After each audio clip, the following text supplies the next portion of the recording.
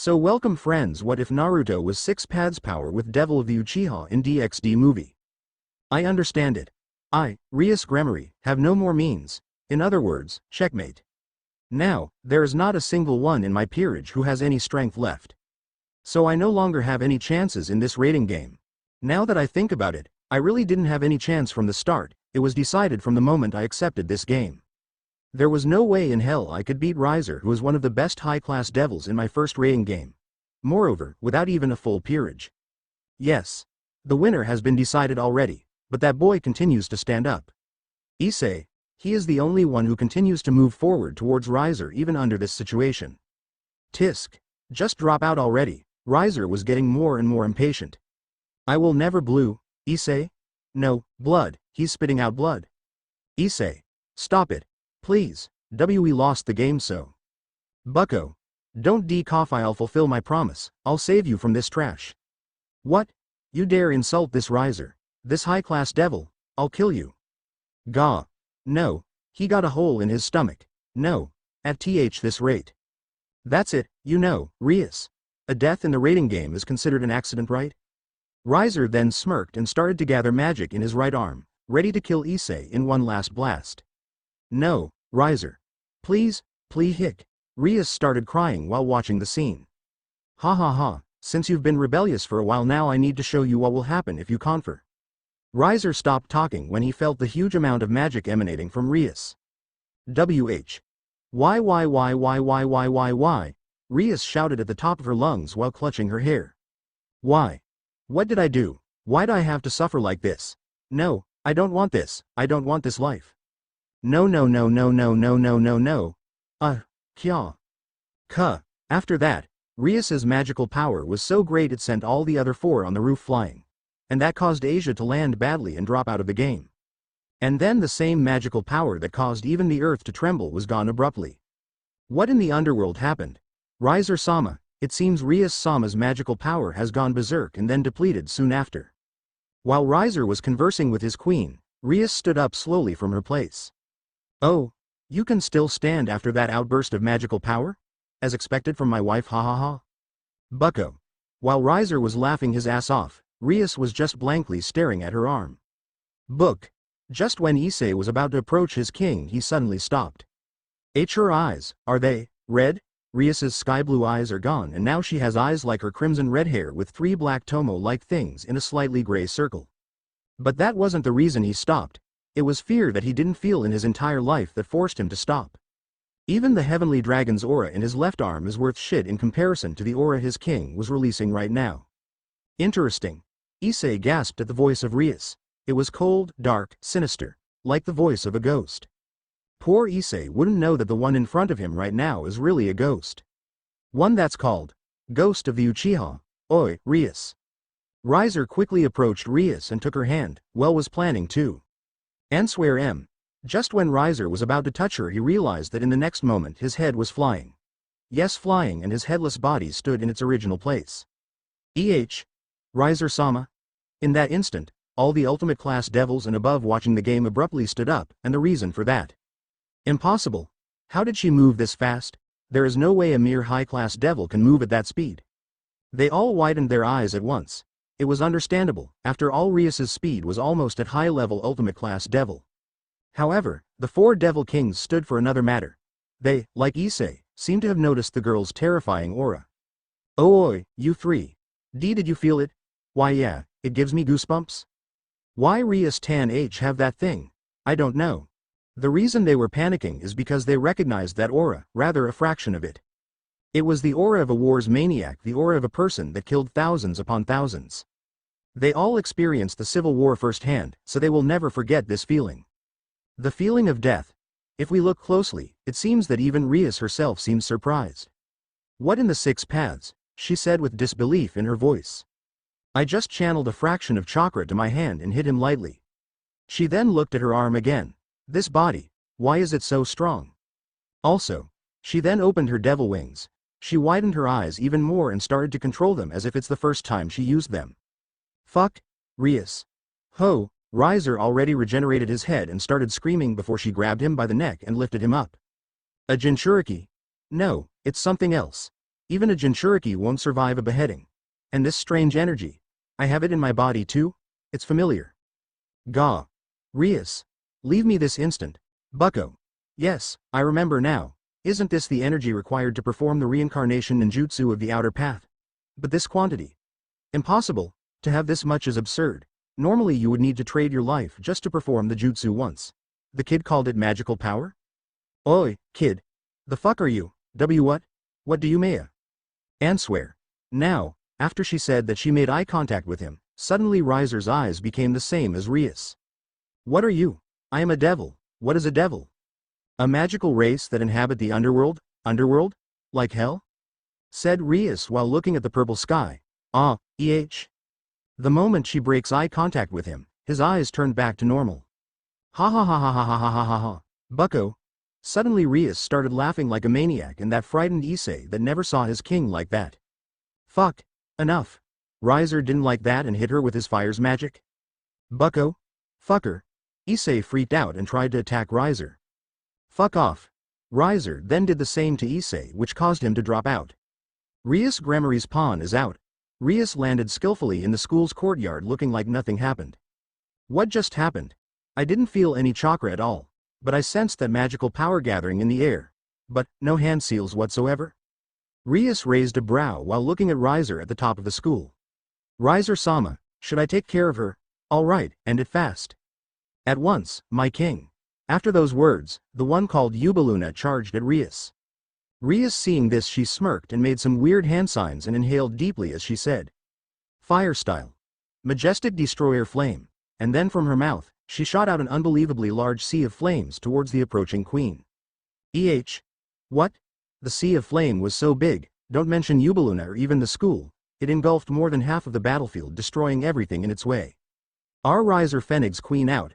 Every high-class devil watching the raiding game felt cold sweat in their spine from the sudden destruction.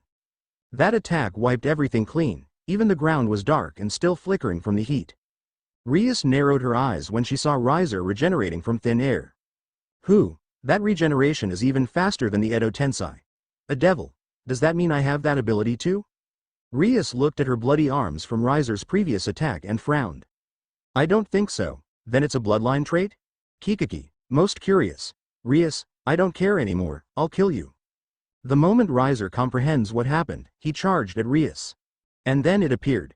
Just when he was a few steps from her, a dark blue massive hand spurted from her side and clutched him in place. The fuck? She then nonchalantly walked toward him.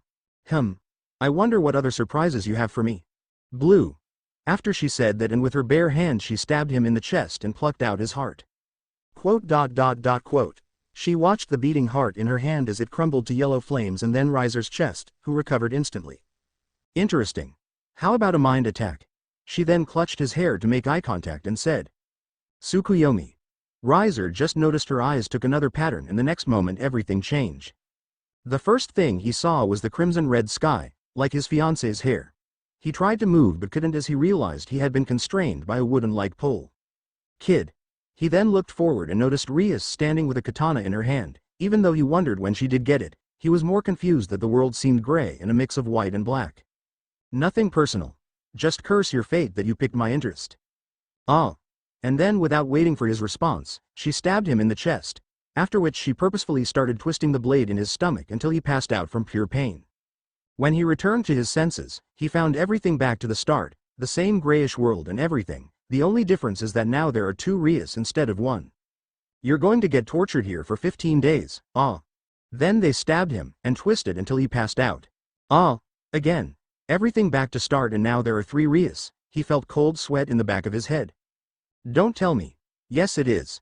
He widened his eyes knowing that she can even read his head. Every time you lose consciousness you'll add 1 more of me. En no plia. 1 second of time within Tsukuyomi's illusion is equivalent to 1 by 10 seconds of real time. After hearing that he passed out again, and then with those cold emotionless eyes of hers she continued. 5 Rias, 6 Rias, 10 Rias, 50 Rias, 500 Rias, 10,000 Rias. HMPH, not even a single day and he lost it. Everyone watching the game didn't notice what happened, as Riser's eyes became white and he passed out while the massive hand holding him flung him to the side like trash. Our Riser Phoenix out. The winner is Rias Grammari. After a moment of silence. Oh, as expected of Lucifer-sama's sister. To think she beat that riser in her first game, Rias-sama. Cheers can be heard everywhere. The four Satans however remained silent as they tried to understand what just happened.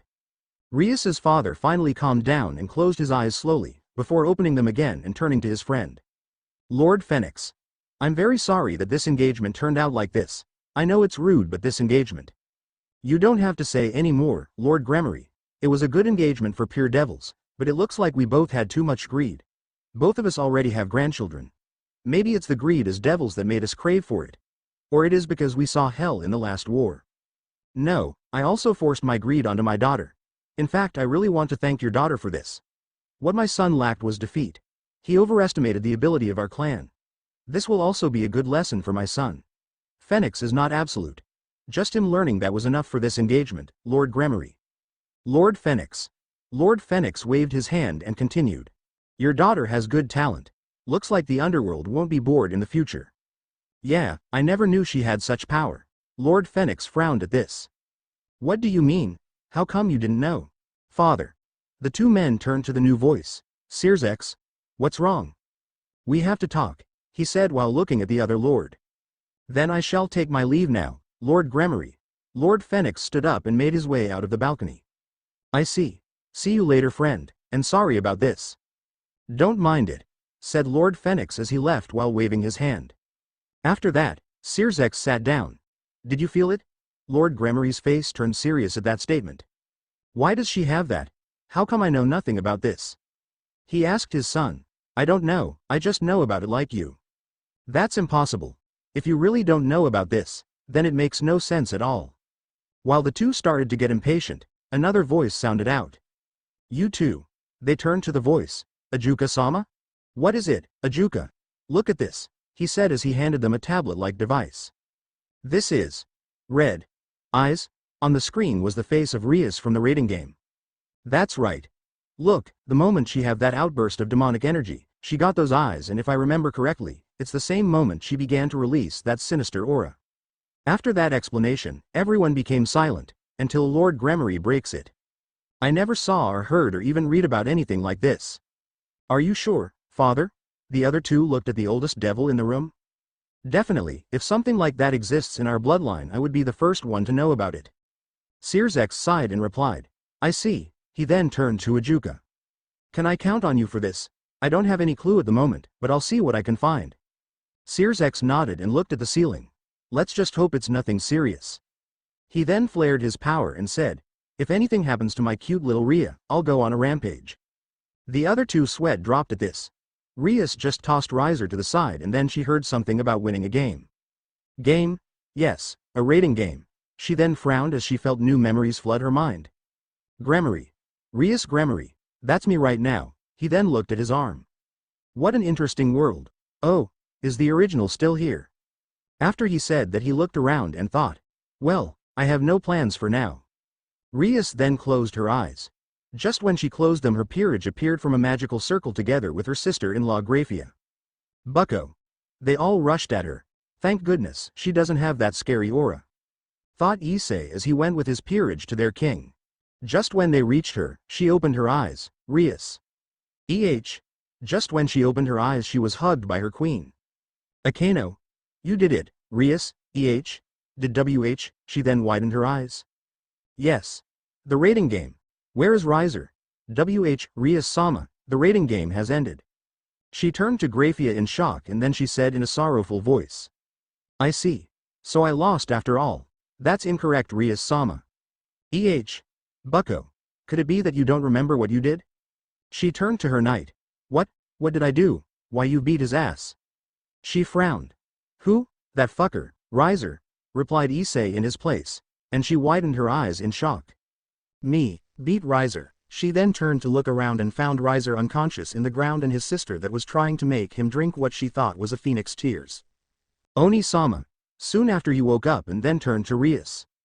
Ah, monster, get away from me, he shouted at the top of his lungs as he tried to crawl away from her as if he saw a death god. It was then she heard a voice. Who, it can heal the mind? She was frightened and turned around to find the source, but no one was there other than her peerage and her sister-in-law. Bucko? Are you okay? She looked down at her rock that had a concerned face. Why yeah, it's probably just my imagination, after which Kaneko tilted her head to the side cutely. Everyone turned to the voice. What's wrong, Asia-chan? Should I heal your hands? After she heard that, she noticed that her hands were indeed injured. Strange. I really don't remember anything, she thought as she guessed that she probably injured herself during the fight with Riser. She then smiled warmly at her cute servant and replied. Yes please, if you would. Hey. Asia had an angelic smile as she approached her kind king and then pointed her palms at her before a green light appeared out of nowhere and suddenly the injuries healed instantly. The hell is that? Suddenly Rias opened her eyes wide and thought. Again. Where the hell is this male's voice coming from? She scanned her surroundings again, but no one she didn't know was there, and she certainly never heard this voice before. This energy. It's not magical no demonic power, also definitely not chakra or anything I've seen before. Rias was starting to panic, she didn't know whose or where this voice was coming from, it was like it was coming directly from her core or soul. Sacred gears. I have to research these things later. Rias was about to ask for help from someone when the voice sounded again. Brat, I wouldn't do that if I were you. She froze, she somehow felt that the voice was speaking to her. Wait, he can read my mind. HMPH, isn't that obvious? How come you didn't realize what happened to your body yet? My body? Bucko, TCH, don't speak brat, use your mind. Rias realized her mistake and quickly said. Sorry, I was just talking to myself. I see. He said I shouldn't reveal him, since he can speak inside my mind, who knows what else he can do. I can't risk myself and even more so my family. My brother may be ABL. Sorry to disappoint you, but that guy won't be able to help you. Don't speak. Rias got scared and quickly said, this time making sure to use her mind. I'm sorry, it was unintentional. HMPH, now back to where we were.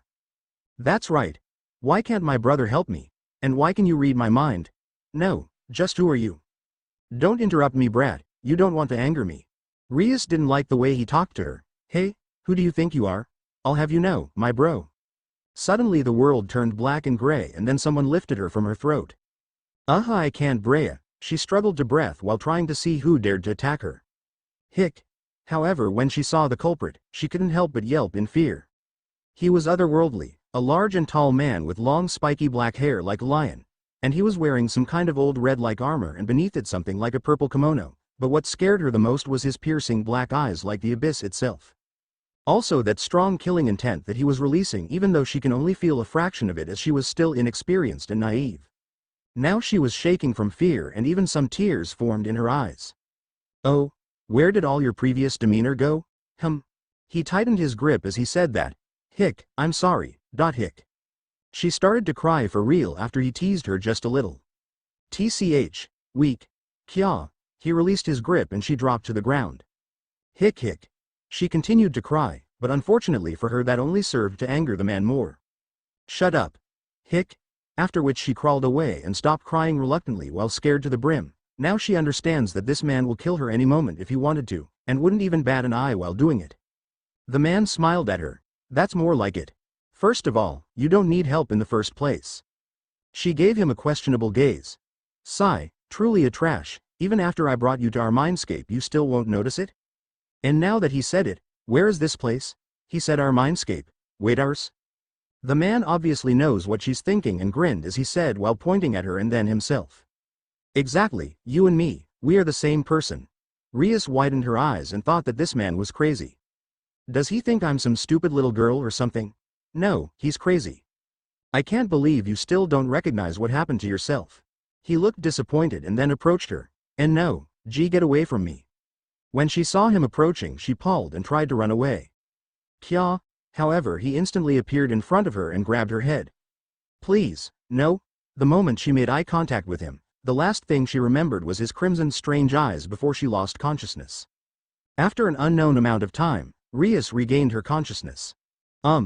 Oh, you finally woke up.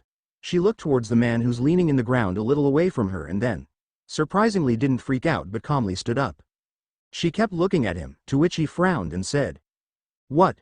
So you're real? You really are from another world? HMPH, if it's not then how would you explain the memories you saw? True. After she said that she looked at her hand and stayed silent for a while before she broke the silence. Say. He replied without looking at her. So Madara-san, what are you, or should I say what are we going to do from now on? I really don't have any plans for the moment. This is a new world and everything seems new and different, even my race is different. So you can do what you want for now. I see.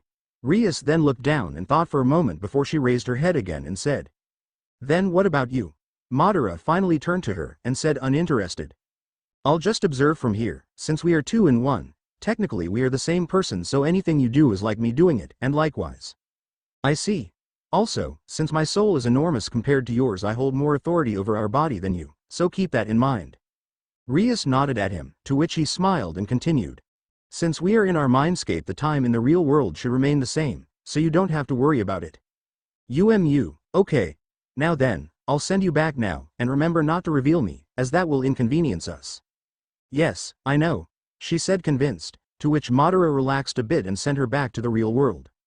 After she's gone, Madara turned his gaze back to the red moon in the ash-gray sky, while leaning in the ground, he said in a longing and sorrowful voice. Hashirama. I wonder what would you do in this situation? What?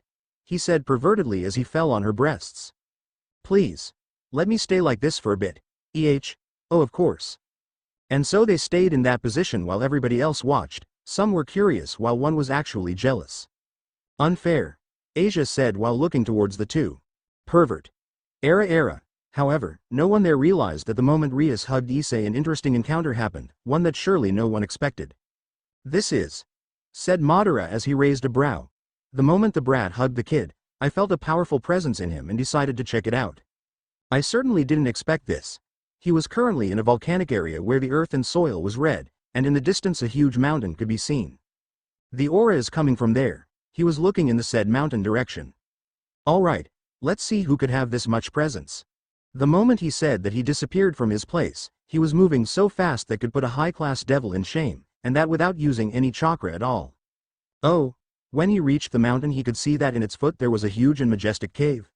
So, he's here then, thought Madara as he folded his arms. Just when he considered going in, a deep and majestic voice came from inside the cave. Who dared to disturb my slumber? Why don't you show yourself first? It's proper etiquette to meet your guests. After a moment of silence, the earth suddenly started to tremble. He's not humanoid, though Madara was uninterested. After the creature finally came out, he stopped outside the entrance. If anyone else saw him he would freak out and run away immediately, or at least be intimidated. However, not this guy. He met much more big and scary beings than a dragon. When the red dragon saw the human, his eyes suddenly had a dangerous glint. A human? How dare you enter my mindscape, little ant? Even my hosts didn't dare come here. I usually don't do this, but since this is a new world and all, let us first start with an introduction. My name is Mad.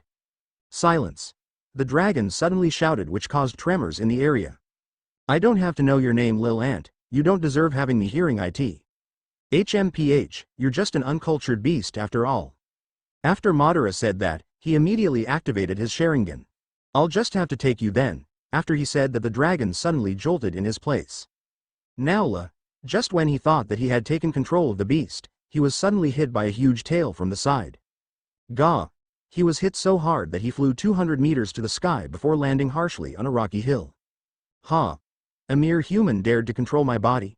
Not even Great Red could do it, you little ant. The dragon said angrily as he looked at the human in the distance. You at least survived my tail, not many beings could do it. He said as he instantly appeared in front of him. Madara stared wide-eyed at the dragon in front of him. If I didn't defend myself with the Susanoo at the last moment, I might actually be heavily damaged. When the dragon noticed that only the human's armor was damaged a little, he felt his pride as a heavenly dragon falter a bit and suddenly flared his aura as he glared at the ant in front of him. Now what are you going to do, little ant?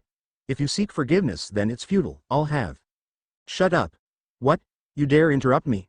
The dragon suddenly roared and went to kill the human. You're just a lizard, know your place. After he said that, he pointed his palm at the ferocious dragon and said 2 words. Shinra Tensai. What? The dragon suddenly felt a wave of gravity that hurled his huge body backwards. He then opened his wings and resisted it. Roar. After the wave passed, he roared and shouted a massive fireball from his mouth. How about you block that? Said the dragon as he watched the human stay unmoved, still holding his hand in his direction. What's wrong? Did yo? The dragon suddenly stopped talking when he saw that his heavenly fireball had rapidly been absorbed from the human palm. Impossible. How can emer, too much energy, Madara said as he felt a strong type of energy flow to his reserves. Yet another type of energy. This is even more potent than demonic power. Truly, what a wonderful world. But I'll have to tame you first. He then brought his palms together.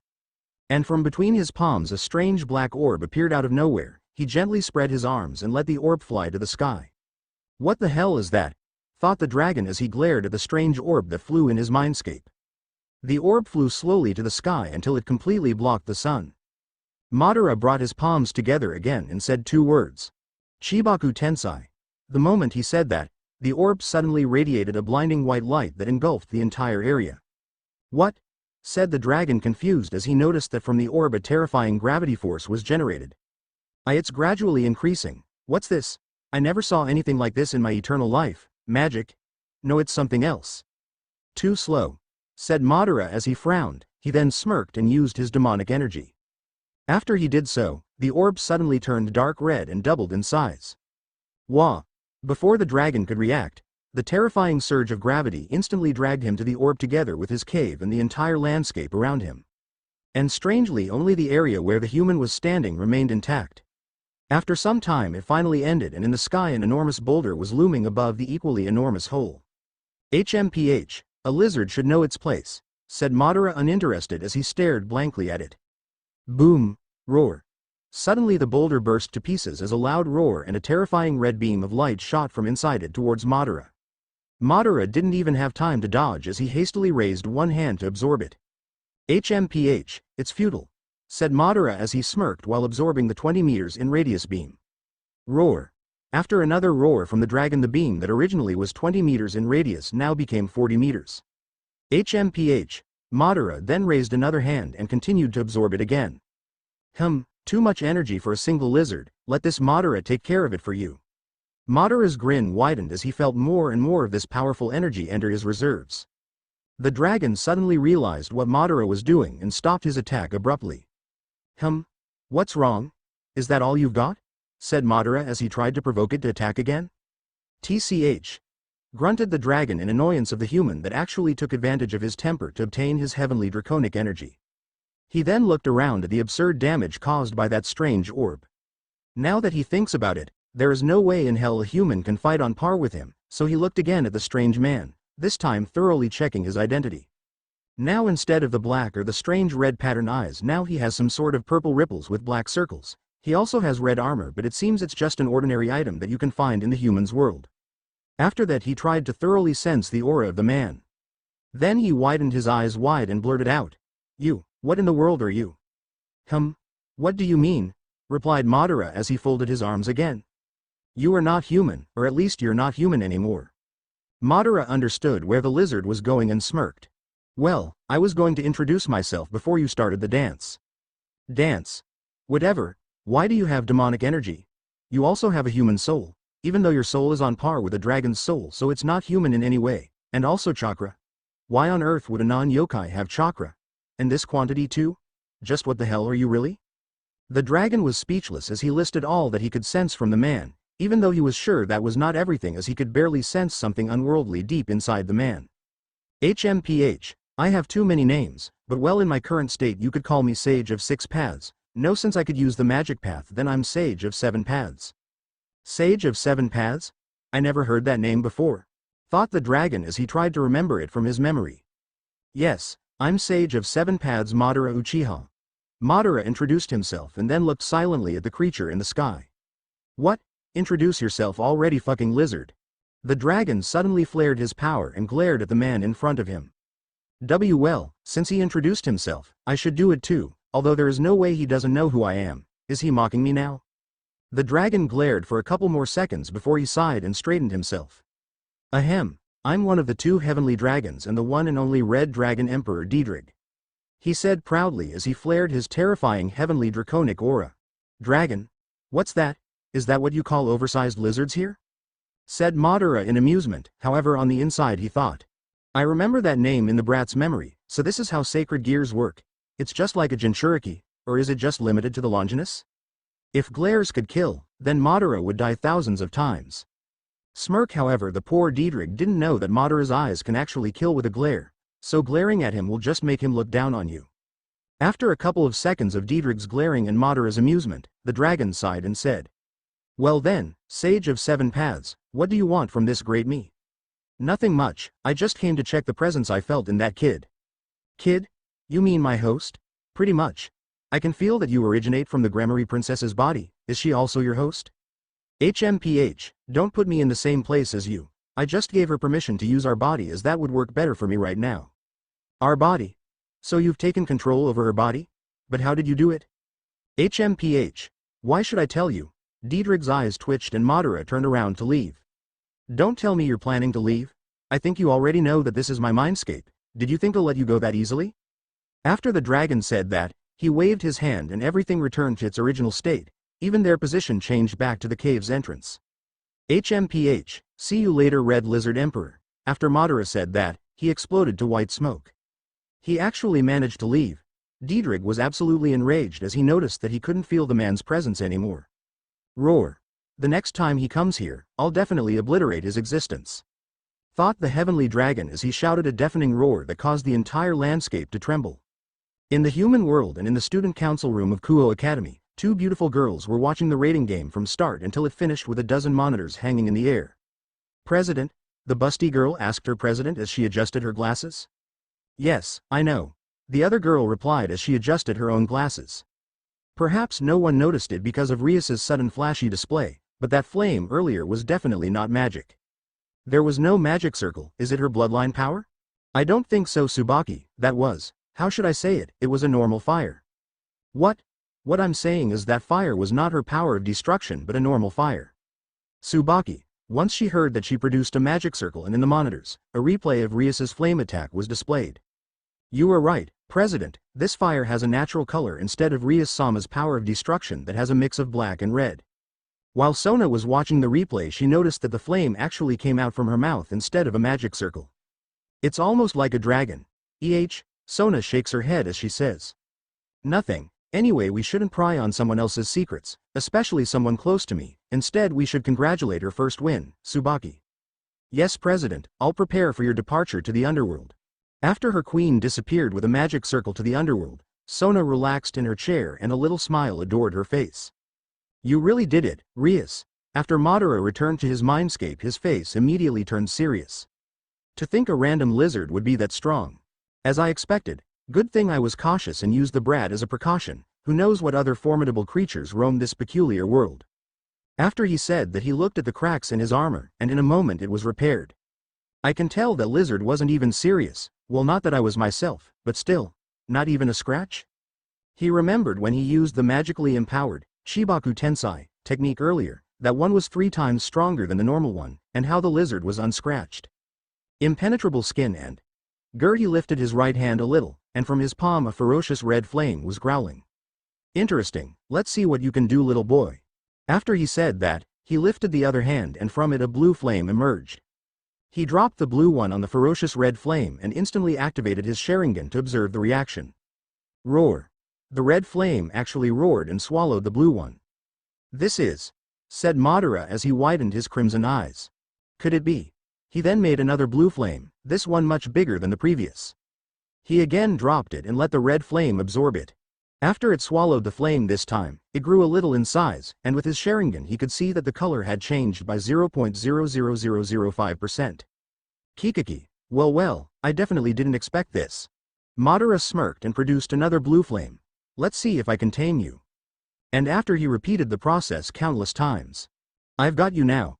The red flame was gone and its place stood a more intense yet serene purple one. "Alright, now that it's compatible with chakra, I can finally integrate it." After that he took a lotus position in the ground, and brought his palms together. He takes a deep breath and opens his Rinnegan and says, "Preta Path Forbidden Technique, first stage, boom." His entire chakra reserves were flared instantly, the entire landscape was trembling from his terrifying chakra. He closed his eyes and calmly said, "Second stage." His chakra pathway system was released completely, and the intensity of his chakra doubled 100 times. Now the landscape was trembling violently, and even the space around him was starting to crack, all this came from the result of him releasing all the chakra in his body instantly. Madara smirked madly and said, "Third stage." Instantly all of his chakra was gone, and it seemed as if everything was going to settle before a purple flame merged from his stomach. Immediately after the flame appeared, veins appeared in Madara's head as he grunted painfully. Fourth stage. He barely managed to say it, after which the purple flame started to spread to other parts of his body. Roar. Boom crack, more veins appeared in his head and all over his body as he was sweating profusely. Even his skin was changing colors rapidly and smoke coming from every cell in his body. And around him was the Susanoo that emerged suddenly screaming in agony as it trashed violently and swinged the swords around as if to escape the pain. It was a horrifying scene. No wonder it was called a forbidden technique. Absolutely no one could fathom the pain he was currently feeling. After what seemed like eternity, the Susanoo was gone and he finally opened his eyes. HMPH, a success. He stood up and deactivated his Rinnegan, but instead of his black round iris now he has slitted purple eyes. This is absurd, he said as he closed and opened his hand a few times. With this body, now I can simply slap Hashirama to death. He smirked evilly as he can now kill just about anyone from his old world with a casual slap, and that is without using chakra, even though his purple chakra now was worlds apart from the normal blue chakra. He opened his hand again and conjured a purple flame from his palm. This should have been impossible to achieve in my old world, he said as he remembered that in his old world only the tailed beasts and their Jinchuriki can have a unique chakra other than the natural blue one. Of course there are some that have it, but it was not that much stronger than the normal blue chakra. But this purple chakra is even stronger and more potent than the Kyuubi's chakra. Also, now that my body is comparable to that Liza HMPH, dragon, I don't even need a weapon anymore. I can simply use my body parts as weapons and my skin as armor. Now that I have this, I have the perfect excuse for the brat to use. Oh, and this. And then Madara continued to explore his new powers, and also analyze and make plans for everything else inside his gloomy mindscape and under the Crimson Moon. Now back to Rias and the others, because everything happened in a mindscape level and the timescale is different. They obviously didn't notice anything as Rias simply hugged Issei for a while and released him. Thank you, Issei. And no, Bucko, please, if it's that I can do it anytime and anywhere you want. Issei said while gazing at her breasts and saving the sensation to his OPPAI's directory memory. Pervert. Kaneko-chan. Issei-san, if it's a hug, I can give it to you anytime you want. Asia-chan, are you perhaps jealous? While they were chatting, a crimson magic circle appeared under Graphia. Now then, Rias-sama and everyone, I'll take you to the Gremory household. Bucko, we're not going back to school? Of course not. Rias-sama has many things to do. Now that she cancelled the marriage contract, she needs to learn how to manage the household and the Gremory's estate. Another crimson magic circle appeared beside Graphia, and a figure appeared from it and placed a hand on her shoulder. Now Graphia, take it easy. Sirzex-sama greeted Graphia as she bowed to the young man clad in a large majestic outfit. Oni-sama. Oni-sama? So that guy is the Satan of the underworld? Issei was surprised to finally see his president's brother, that he heard about him being one of the 4 great Satans of the underworld. You, everyone, he greeted them before he turned to Asia and Issei. Oh, so you're the new ones. Why yes, and nice to meet you. Asia stutters as she hides behind Issei. And you are the wielder of the Longinus, the boosted gear, correct? Why yes, I'm Hyodo, Issei. Sirzex smiled and bowed a little. I see, well then I give you my thanks for giving your all to protect my cute Ria in the raiding game. Issei became flustered and said, no, I didn't do anything, it's Bucko who beat that Riser. I know, but that doesn't change the fact that you protected her before that happened. Is that so? Yes, you were very manly. Ahem, Onisama, what brings you here? Did you perhaps watch the raiding game? He turned to Rias. Well, before he finished, 2 other magic circles appeared behind him. From there appeared 2 persons, a stunning young girl in a magical girl outfit and a pink wand in her hand, and the other one, a young man with green hair and similarly green outfit. He was watching everything from start to finish. Yeah, thanks to that, we were forced to stay beside him to stop him from interfering. Serafal-sama and Ajuka-sama too. Rias looked surprised that 3 of the 4 great Satans watched her raiding game. Kiba noticed Issei and Asia's questioning gazes and answered their doubts. Those are Serafal Leviathan and Ajuka Beelzebub. They're like Sirzex-sama, 2 of the 4 great Satans. What? That cute girl is Satan too? Anyway, Rias, I have some questions for you, but I'll leave it for later. You must be tired after the battle, so let Graphia take you and your peerage to the Gremory house to rest for the day. With that, Rias nodded and went with her peerage to rest for the day. But no one there, even Rias herself, noticed that in a fraction of a second, her eyes became slitted like a dragon's eyes and returned back immediately. However, even that fraction of a second did not escape the senses of the being flying in the underworld's sky very, very far away in the underworld. The being has the appearance of a cute young girl with long black hair and eyes, and dressed in a revealing outfit. She was flying very fast in the sky as she teared through the clouds. However, she stopped abruptly, which caused an immense shockwave that blew all the clouds in her surrounding 20 kilometers. After that, she turned around and looked from the corner of her eyes. She waited a few hours without moving a muscle in the sky before she shook her head and said, "A mistake." However, she didn't mean what she said. She certainly and definitely felt that immense draconic aura. Her senses that were toned since the beginning of time and existence can't possibly fool her. At that moment, a small magic circle appeared near her ear. "Ophis-sama, where are you? Everything is ready here." She kept looking in that direction for a few minutes before she turned back and continued in her original direction. "I'm on my way," she answered before dispelling the magic circle. While she is flying at an even faster speed than before, she turned her head one more time before returning back and said, "I'll remember it." After she said that, she disappeared from the sheer speed she was moving at.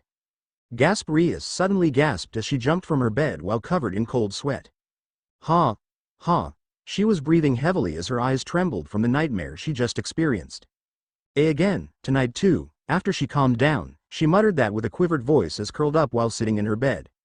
Then she pressed her chest tightly against her knees. It must be that guy's memories. It's already been 2 days since she won her rating game against Riser. Even now, she still can't believe that the problem that haunted her for almost all her life was resolved just like that. The fact that she doesn't remember anything about how she defeated him didn't help either. But she already knows the culprit who took control of her body and the one that literally beat the shit out of Riser. But where did he go? However, the man who called himself Madara somehow disappeared without saying a word. She wanted to at least thank him for his help, but the man just wouldn't show himself for some reason. Madara-san? Are you inside of me? Rias felt awkward saying that last part, but even then Madara still wouldn't respond to her at all. Don't tell me, he's ignoring me? A thought suddenly flashed in her mind and then she immediately became annoyed. HMPH, Rias grumbled and then looked at the night's purple sky outside of the window. She and her parige are currently staying in the Gremory household because Grafia was being the usual pain of the ass. She forced them to stay here for a week so that she could learn how to manage the household and the Gremory's estate. Gotta go back to sleep. I still have to wake up early to learn that boring stuff. Rias then yawned and quickly went back to sleep. Rias didn't notice it, but all this time someone was constantly observing her ever since she returned from the raiding game. Even now he was currently leaning silently against the wall in a corner of the room. It was her brother Searsex Lucifer. He had a frown on his face as he crossed his arms in front of him. Madara. After 39 hours of continuous monitoring, he finally got a lead about what happened to Rias. He of course interrogated her as soon as they got to the mansion, but his precious Rhea just wouldn't spill the beans and just kept suitoring as she denied everything about how she doesn't remember anything and whatnot. Of course, no one believed her obvious lies, so he was forced to monitor her all the time while constantly maintaining all sorts of advanced detective magic spells that he used in the Civil War and in the past. At least, he now confirmed that no one was forcing Rias to stay silent, so her refusing to speak must be because of her own decision. There was still the possibility that someone threatened her beforehand, but that was highly unlikely since he knew that Rias would absolutely tell her almighty brother no matter the one who dared to threaten her. Madara, Searsex would remember that name. For now, as the leader of the underworld, he cannot postpone his duties any more than this. So he reluctantly decided to leave Ria's side and hopefully she would one day tell him the whole story.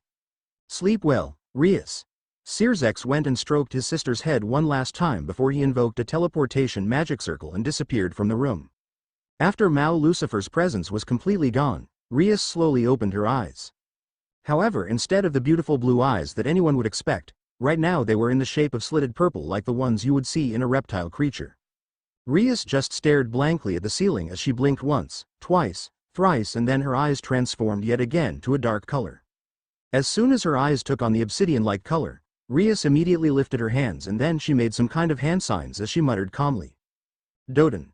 Dochu Igyo no Jutsu, Earth Release, Underground Projection. After she said those words, her body slowly started sinking through the bed and then also through the floor until she found herself in the storage room below. She landed skillfully from the ceiling and then without wasting any second her hands blurred again. Mokuton. Moku Bunshin no Jutsu, Wood style. Wood clone jutsu. 4 human-like wooden dolls suddenly spurted from all over her body as each one landed on a certain corner of the room. The wooden dolls then quickly changed their appearance and took the shape of 4 different staff of the mansion. They were a maid, a male gardener, a male guard, and a female civil servant respectively. Go, swish. Madara, who was controlling Rias's body, only said one word, and then the 4 clones all disappeared at the same time. They will silently take the lives of their respective target and then erase their corpses to take on their identities. And considering this mansion's security levels, well, it was insulting to even call it child's play to the legendary leader of the Uchiha clan. This world is ridiculous. Madara at first planned to take it slowly and just stay hidden for the time being, letting the brat do her thing and only intervene when necessary. It was so that he could thoroughly study this world while also trying to find his purpose. Also, considering his current body's longevity, he might as well take a few centuries doing just that. However, a random powerhouse completely blew his leisure to smithereens. Rare creatures like that oversized lizard were one thing, but species that numbers in the millions are another thing entirely. Madara could still vividly remember the terrifying amount of demonic energy barely hidden in that man's body. Contrary to what many people might believe, Madara was not a man blinded by his own power. If a random member of the devil race with a somewhat special lineage to their origin could have that much potential. Madara smirked as he looked at his trembling feminine hand with uncontainable excitement. Smirk and also, just a tiny little bit of uncertainty. An emotion that he never thought he would ever feel again in his life. The next morning. Oju-sama, another 5 minutes Akano. Oju-sama, please wake up, it's morning already. Rias was sleeping soundly as a maid was trying to wake her up. However, Rias was showing no sign of waking up, so seeing that, the maid's eyes suddenly turned cold. This damn brat, just when the maid was about to use a very effective and special method to wake up her lazy lady, someone else unceremoniously barged into the room. The maid immediately retracted her hand as her eyes quickly turned to normal. Even her shoulders trembled to make it seem like she was surprised. The woman who entered also quickly noticed the maid as she approached her with a questioning look on her face. You are? Graphia asked the suspicious fellow maid that was standing right beside Rias's bed. As far as she knows, excluding Lord Zeoticus Gremory and Lady Venelana Gremory, she was the only one allowed to personally wake up the family members of the Gremory household. Good morning Graphia-san, I hope you're doing well. The maid greeted Graphia with a simple nod like she always did. Graphia nodded back as she looked the maid over from top to bottom. She was a typical beautiful devil woman with long black ponytailed hair and dark eyes who was wearing the same maid outfit as herself. She is one of the many trusted maids in the mansion. If Graphia remembers correctly, her name should be Narbarrel and she served the Gremory household even longer than herself. So theoretically it could be said she has more authority than her, however. What are you doing here? You are not allowed to enter Rias-sama's bedroom without exclusive permission. Graphia berated the maid with a cold expression while demanding an explanation. Graphia might be a maid, but she was also the legal wife of the oldest son of Lord Gremory, and not to mention she was also the strongest queen and the silver-haired queen of annihilation. A commoner devil maid like Narbarrel simply does not have a chance to compete with her. Oh my, it seems you weren't informed yet. Narbarrel was surprised at first and then put a hand in front of her mouth as she exclaimed in realization. Graphia frowned as she furrowed her brows in confusion. Narbarrel noticed her expression as she proceeded to take an expensive-looking paper from her outfit and gave it to Graphia. Starting from today, the Gremory's management department decided to appoint me as Rias-sama's personal maid. What? Graphia's eyes widened as she quickly scanned the legal paper in her hands while listening to Narbarrel's words. Since Rias-sama has cancelled her marriage contract with the Phoenix's heir, it has been decided that it would not be appropriate to leave the future head of the Gremory's household without at least some personal servants ready to serve her at all times. Graphia couldn't believe what she was hearing as she read the paper many times over just to make sure that what the maid was saying was authentic. And it was indeed authentic, as she could even feel the wavelengths of the magical stamp at the bottom that clearly belonged to the Gremory's management department. Oh right, I believe soon there will also be a personal guard too. Right now a tournament will be held among the Gremory's guards to find the strongest candidate that will have the privilege to be Rias-sama's personal guard. Graphia was speechless as she could only stutter, I see. Graphia reluctantly gave the paper back to Narbarrel and was about to wake up Rias when suddenly Narbarrel grabbed her hand with a small smile on her face. Ah, from now on you don't have to trouble yourself with Rias-sama. As her personal maid, it is my duty to attend to all her needs at all times. So you can just leave her to me and focus on helping Sirzek's-sama and Milika's-sama. Graphia flinched as she awkwardly retracted her hand. Oh, I understand.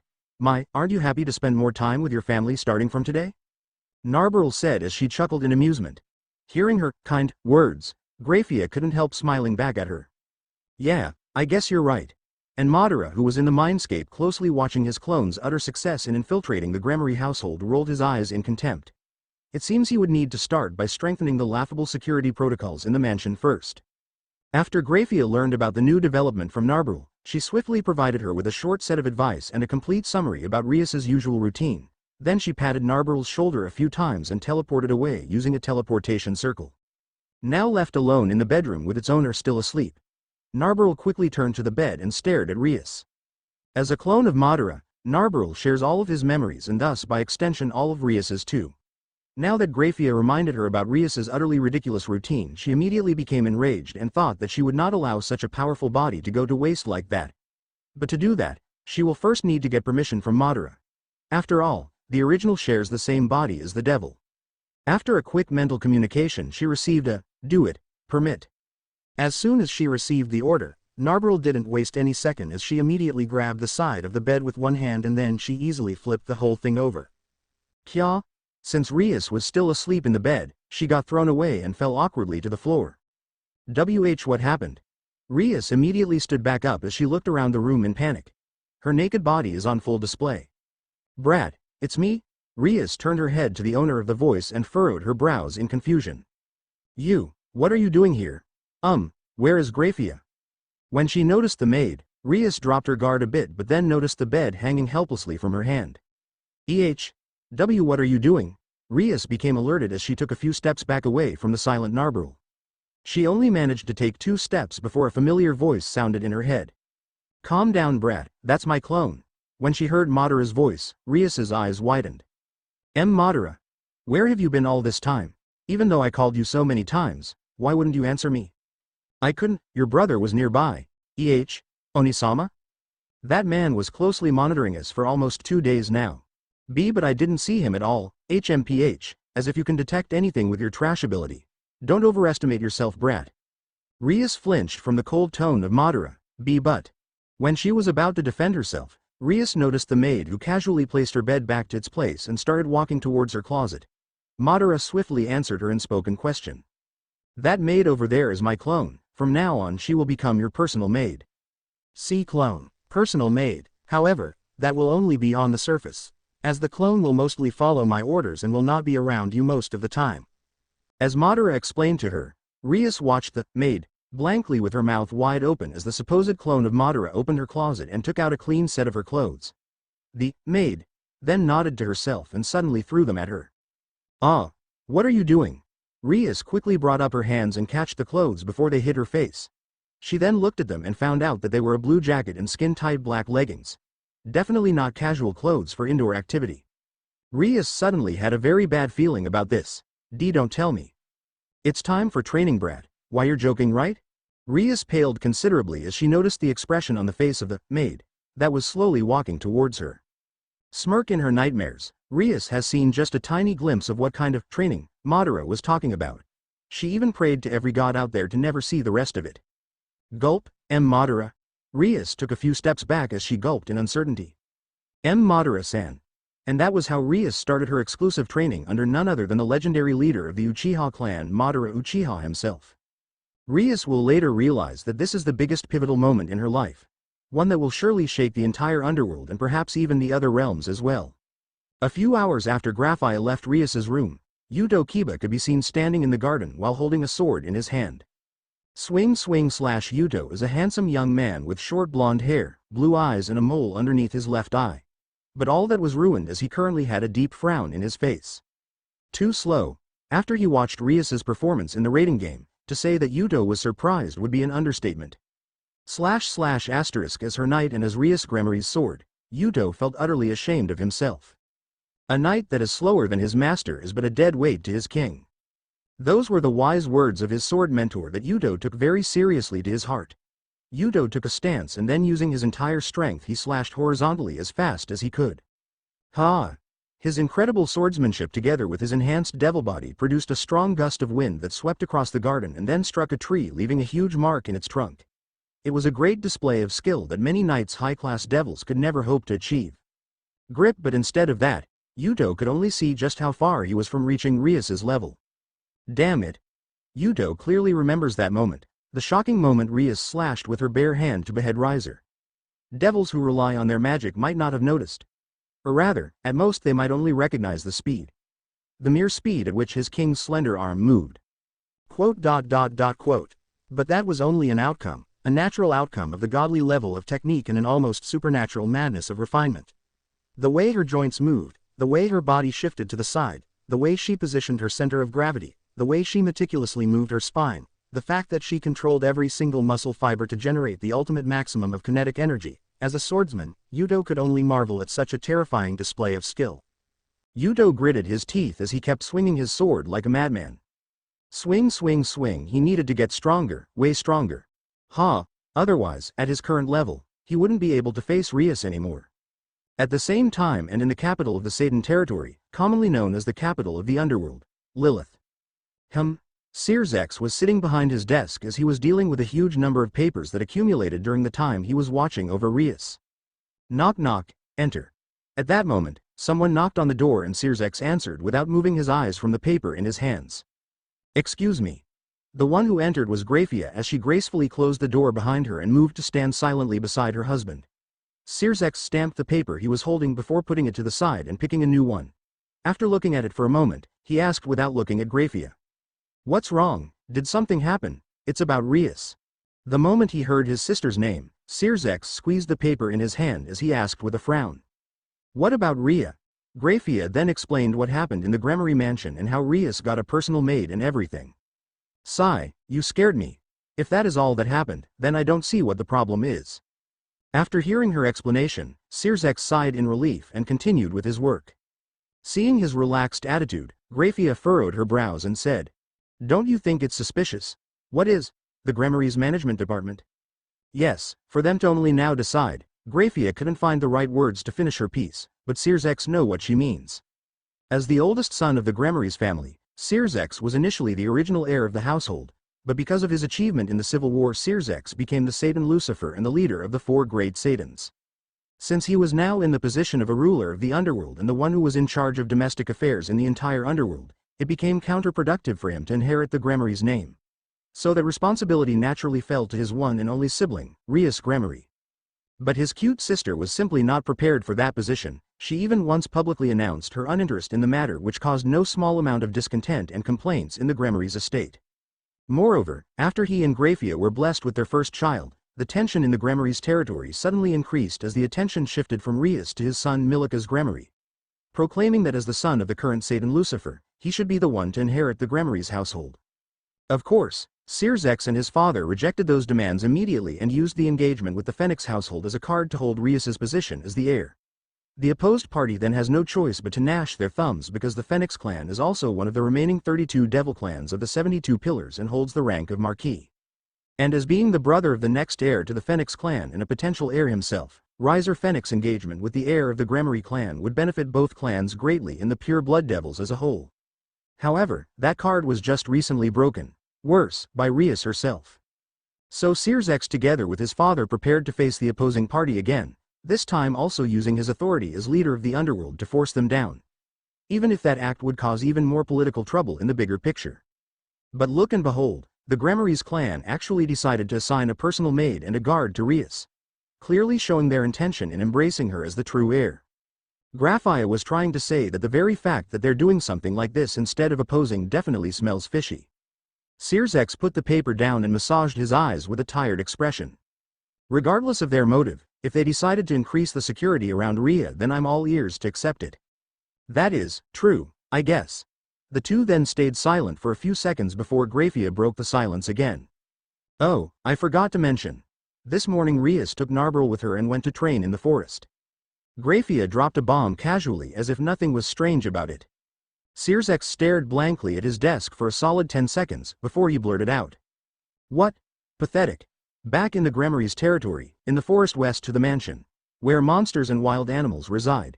Inside an opening in the thick forest, Rias was lying unconscious in the ground. Her sport attire was tattered as blood was covering her entire body. Her left arm dislocated and her fingers were curved in a strange angle. Even her face was beaten to the point where you couldn't even recognize her anymore. Looking at Rias that was in such a horrible state, Narberl crossed her bloodied hands as she muttered in a cold tone. Weak, too weak, miserably weak. Rias' skills were barely slightly above the genin level. Even when disregarding her ninjutsu, genjutsu, senjutsu and considering her magic instead. Her taijutsu level is truly laughable. Even with an evolved and stronger body after consuming the dragon's energy, in terms of skills she was as weak as an average kid back in the hidden villages. Speaking about magic, Narberl looked at her waist where a small portion of her maid dress was missing. That was the only damage Rias could do using her power of destruction. The bloodline trait of the Bael clan that Rias inherited from her mother just like her older brother. A unique demonic power, which allows her to erase and disintegrate matter, living and inanimate things. It is like a weaker version of the particle style, atomic dismantling, jutsu that Onoki Brat is so proud of. The only advantage this power of destruction has over the particle-style jutsu is its wide attack area and the seemingly instant invocation without any hand seals whatsoever. While Narberl was thinking, Rias's body suddenly twitched, before instantly jumping up like nothing happened. Madara, who took control of Rias's body, looked at himself a little before he activated his regenerative powers. Crack! Immediately the dislocated arm returned to its place and all the injuries healed instantly. Even the clothes were restored to their original state as if Rias was never beaten half to death just a few moments ago. Now then, Madara muttered as he closed and opened his right hand a few times. Then he lifted his head and spoke with a rather sinister expression on his face. Did you have a good show, Devil Rat? Russell? Shit? As soon as Madara said that, a curse sounded from the top of a nearby tree as something flew out from it and rushed into the other side of the forest. Ha ha ha, did you honestly think you could run away from this Madara? Sue. Madara then laughed loudly as he covered his face with his left hand before he suddenly disappeared from his place while leaving his clone Narberl behind. The end. Thanks for watching. Also remember to subscribe and like this video. See you in the next video.